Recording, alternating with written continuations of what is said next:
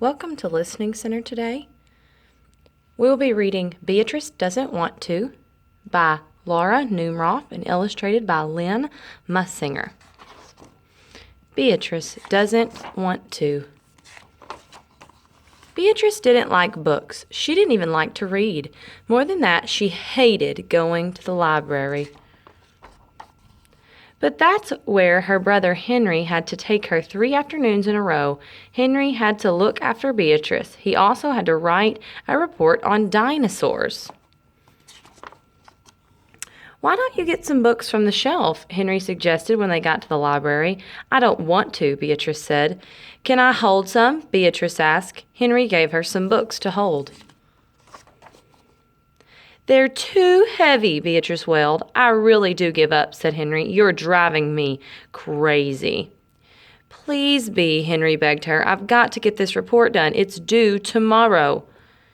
"How about a drink of water first?" asked Beatrice. They went down the hall to look for some water. Suddenly, Henry saw a poster.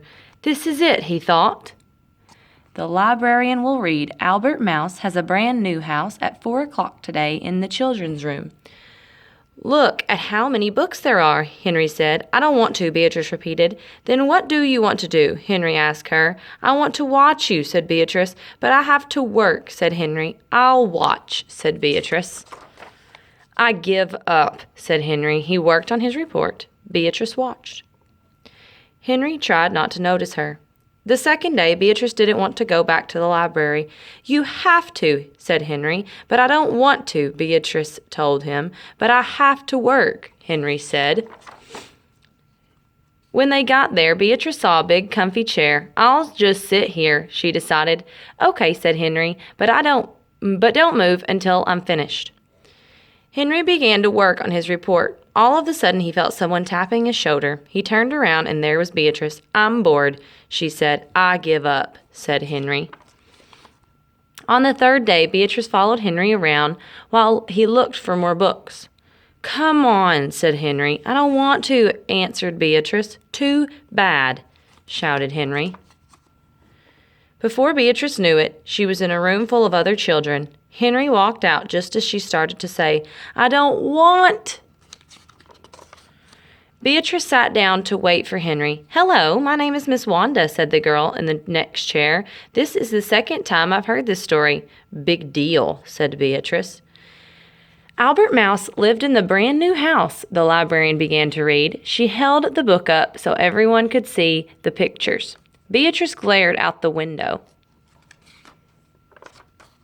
"Albert Mouse also had a new roller skates," the librarian continued. Beatrice loved to roller skate. She looked at the librarian. "But Albert's mother wasn't too thrilled when he skated through the house," the librarian read. The boys and girls laughed. Beatrice smiled. She remembered the time she had tried roller skating in her own house. Then Beatrice laughed. She listened to the whole story.